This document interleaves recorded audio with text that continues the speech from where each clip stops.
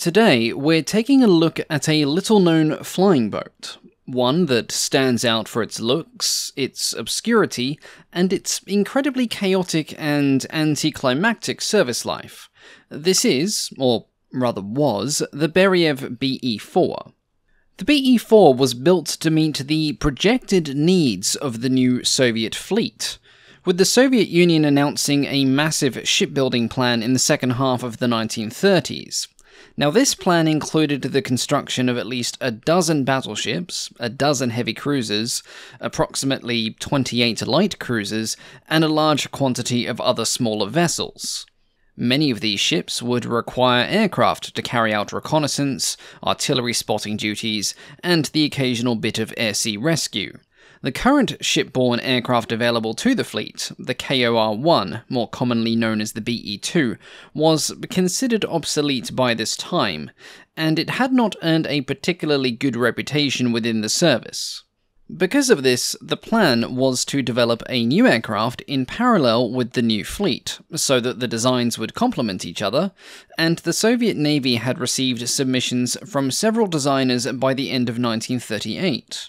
In February of 1939, the responsibility for designing and producing this new aircraft was handed over to the Central Design Bureau of Marine Aircraft, headed by Georgy Mikhailovich Beriev.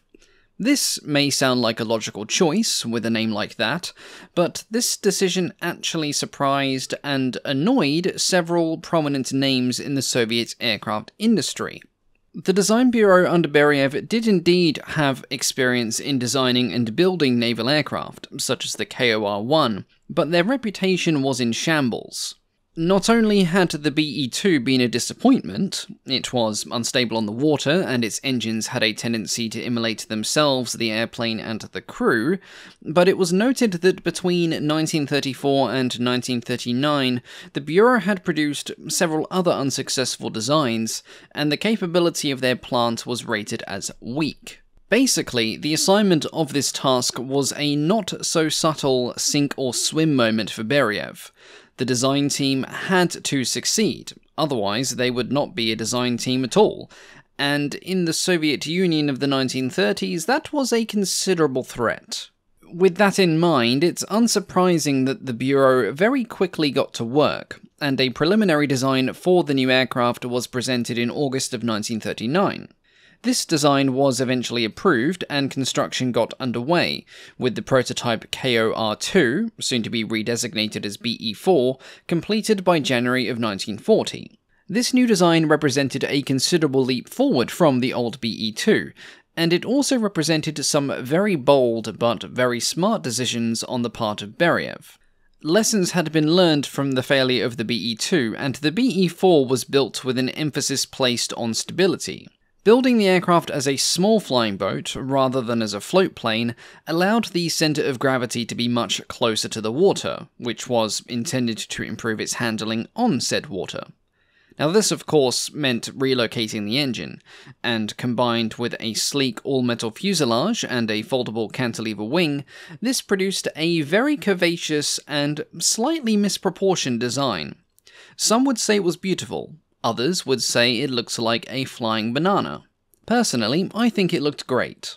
The engine in question was a 29.8-litre, 1,100 horsepower Shavrov M63. Of all the aspects of the design, this was the biggest improvement, as the Be-4 was expected to have almost the same loaded weight as the Be-2, but it now had an extra 400-ish horsepower at its disposal. As it was primarily intended for reconnaissance and other auxiliary duties, the Be-4 was lightly armed. It had a forward-firing 7.62mm Shikaz machine gun that could be operated by the pilot, and it could carry between 200 to 300 kilograms of bombs or depth charges. In the rear, there was another machine gun mounted in a flexible mount for defense. Some sources seem to state that there was a turret in the back, however I believe this to simply be a mistake when translating from Russian to English, as no photos or drawings exist of any other defensive layouts. There is also conflicting information on the crew complement, though I believe it to be 3 as the cockpit had dual controls.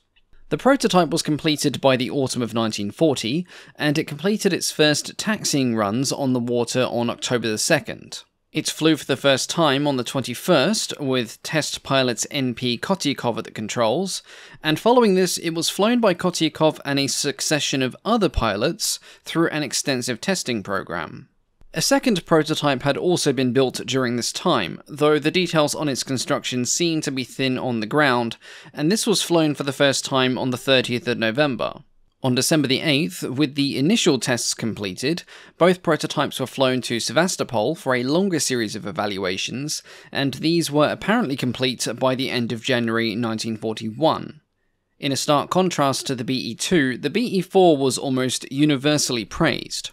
Its flight performance was considered excellent, with Kotyakov noting that all elements of piloting the aircraft could be quickly and easily mastered by any pilot of average qualification.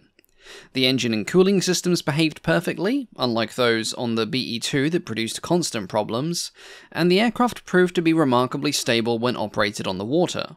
The only major point of concern was the difficulty of landing.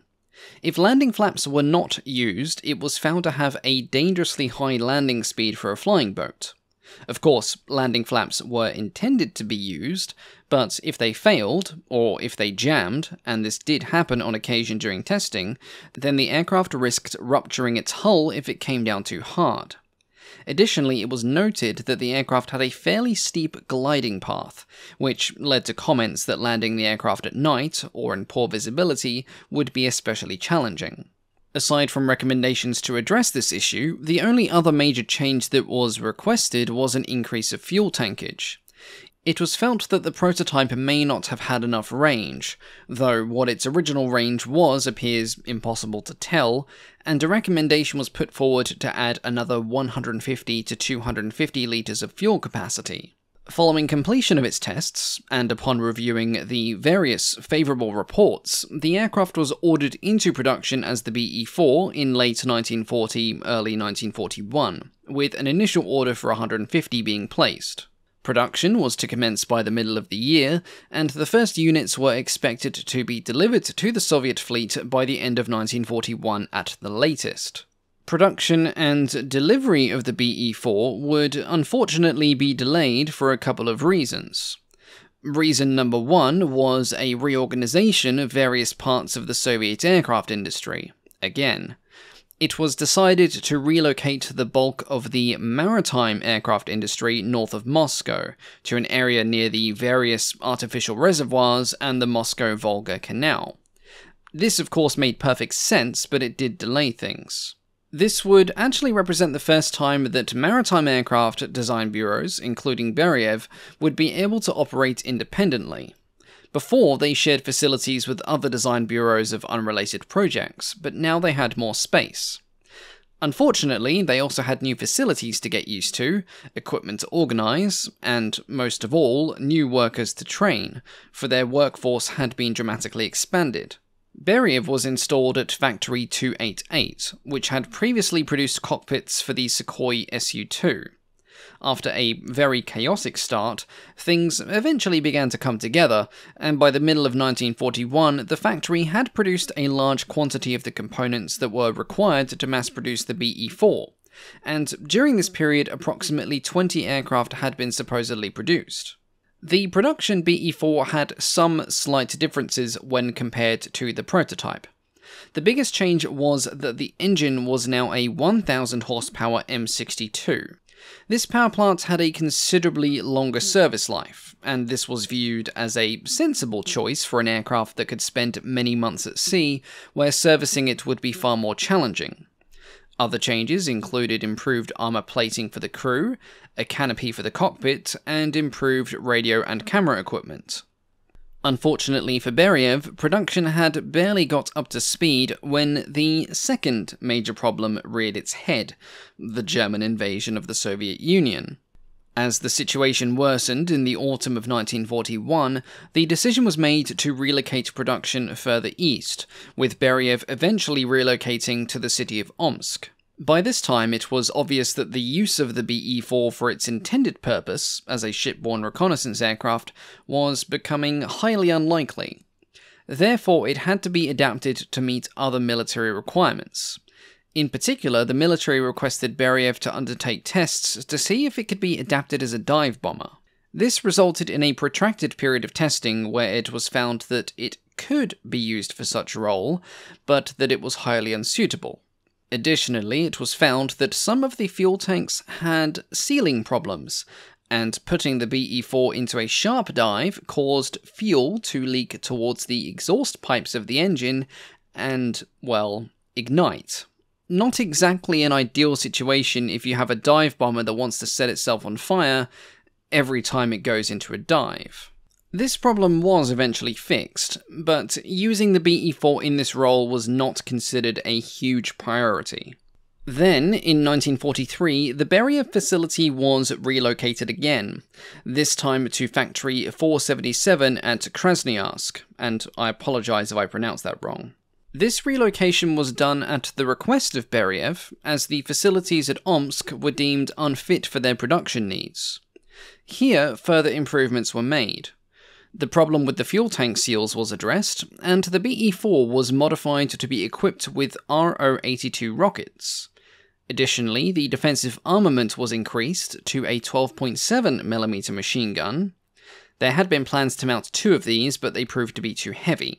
Due to the numerous delays, the planned 150 BE-4s on order turned into just 45 being delivered.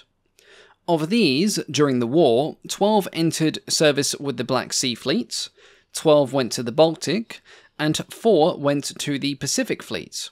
The rest of the aircraft were not in fact delivered until after the war had concluded. In the Black Sea, the BE-4s were used exclusively as short-range naval reconnaissance aircraft, systematically scanning the coast and performing air-sea rescue missions within the boundaries of naval bases. During their wartime service, they clashed several times with enemy flying boats, specifically the Blohm & Voss BV-138 and the Dornier Do-24, but little appears to be written on what they actually achieved in their 2 years of wartime service, other than the occasional skirmish. BE-4s did eventually operate from naval vessels during the war, but not until the closing stages, when things had swung so decidedly against the enemy that the Soviet Navy had not much to really do. Some saw service in the Arctic, beginning in 1943, to combat an increase in German submarine activity, but in general, the career of the BE-4 was a huge anticlimax considering the amount of work that had gone into its development. Post-war, its service was equally as depressing. The BE-4's peacetime career was very short-lived, with the aircraft primarily being used for various catapult trials. These were done at various speeds on various ships, with various catapults, and with the aircraft loaded at various weights. The trials confirmed the soundness of Beriev's design, as the aircraft survived all of the tests and did not suffer any major structural problems, but the march of progress spelt the BE-4's doom. With the emergence of shipborne radar systems, and more importantly the emergence of helicopters, the age of the catapult-launched seaplane drew to a close.